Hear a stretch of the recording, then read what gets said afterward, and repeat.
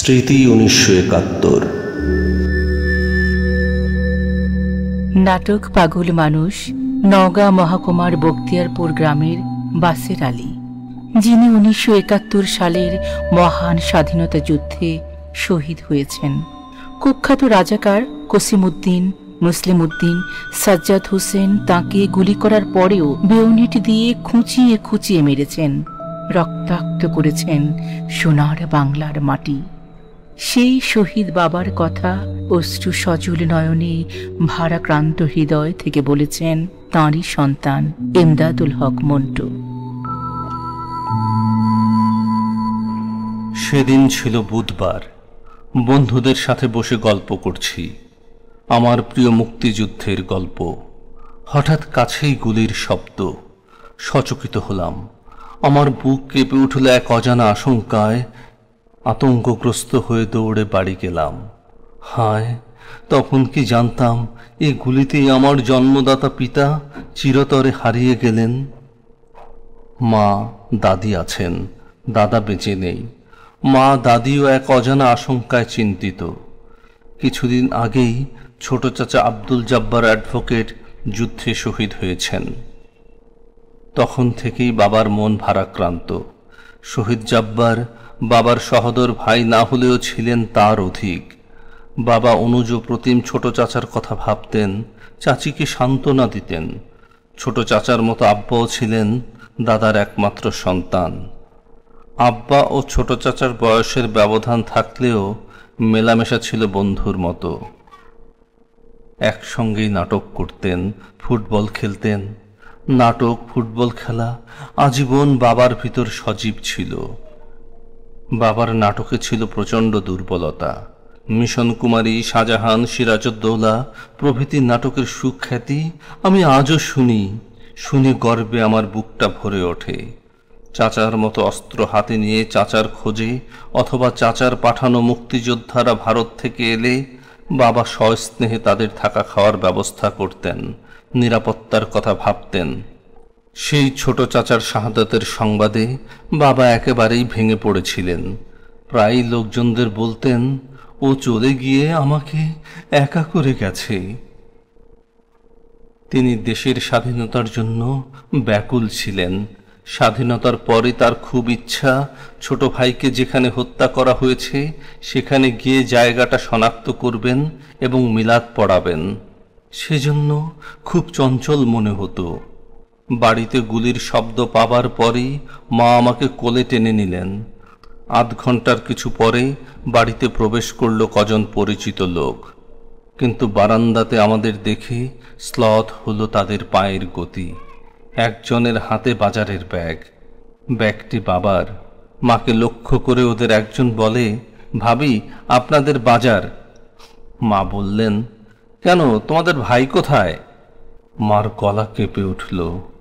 ওদের দৃষ্টি মার দিক থেকে মাটিতে নিবিষ্ট হলো। আমাকে কোল থেকে নামিয়ে মা উঠে পড়ল, দাদিও। আবারও সেই একই প্রশ্ন, ওরা নিরুত্তর। মা ডুকরে কেঁদে উঠলেন। কান্না শুনে সবাই কেঁদে উঠল। আমি এসবের কিছুই তখনও বুঝিনি। ততক্ষণে চারপাশেই সবাই জেনে গেছে শোকার্ত নরনারীর ঢল আমাদের বাড়ির দিকে। চাচার মৃত্যুর পর থেকেই সবাই এই বাড়ির দিকে নজর রাখছিল। পরে জানলাম বাবাকে নাকি আরও 2 দিন মারবার চেষ্টা করে ওরা ব্যর্থ হয়েছে। রাজাকাররা চেয়েছিল আমাদের চাচাদের পরিবার ধ্বংস করে দিতে। আমার বাবা শহীদ বাসের আলী, গ্রাম বখতিয়ারপুর, ডাকঘর ও জেলা নওগাঁ। তিনি ছিলেন এ অঞ্চলের সবচেয়ে প্রাণবন্ত, রসিক আর হাসি খুশিতে ভরা মানুষদের একজন। আব্বার লাশ ধরাধরি করে কজন নিয়ে এলো। পেছনে জনতার ঢল। লাশ বিশাল বাড়ির আঙিনায় যখন রাখা হলো তখন কান্নার আহাজারিতে ভারী হয়ে উঠল বাতাস। আম্মা ও আমি লাশের ওপরে গিয়ে পড়লাম। বাবার সারা শরীর রক্তাক্ত। আমার আর চেতনা ছিল না। লোকমুখে শুনেছি শরীরের সামনে 3-4টি গুলির ফুটো ছিল। গুলিগুলো পেছনে খাদের মতো হয়ে বের হয়ে গেছে, আর শেষের গুলিটি করা হয়েছে মাথায়, কানে রাইফেল লাগিয়ে। আমাদের পরিচিত বদমাশ লম্পট সুযোগ সন্ধানী রাজাকার মুসলিম উদ্দিন, কসিমউদ্দিন, মুসলিমের বাবা সাজ্জাদ হোসেন, এরা ছোট চাচা ভারত যাবার পর থেকেই মেরে ফেলার সুযোগ খুঁজছিল। চাচার সঠিক খবর পাবার পর থেকে তারা মরিয়া হয়ে ওঠে।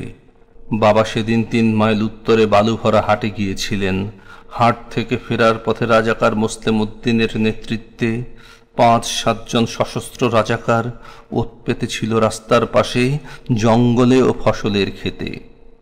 দূর থেকে রাজাকার মুসলিম সাজ্জাদ শনাক্ত করে দেয়। বাবা শহীদ হবার আগে বেশ কিছুক্ষণ ধস্তাধস্তি হয়।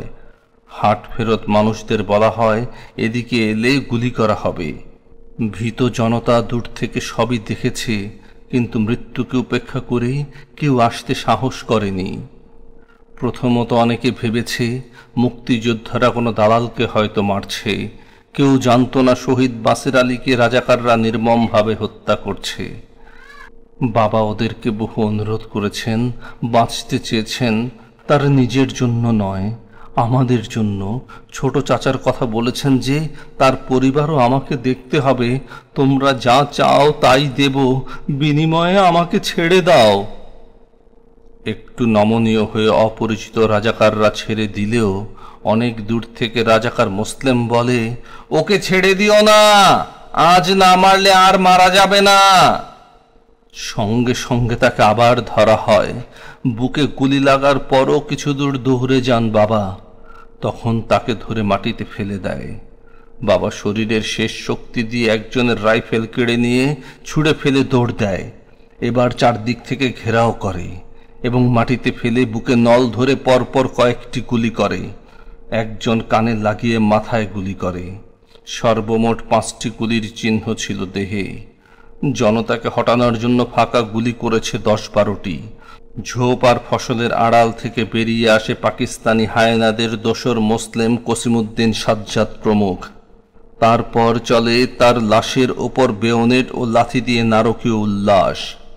বাবার লাশ দেখার পর হারিয়ে গেল মায়ের মুখের ভাষা।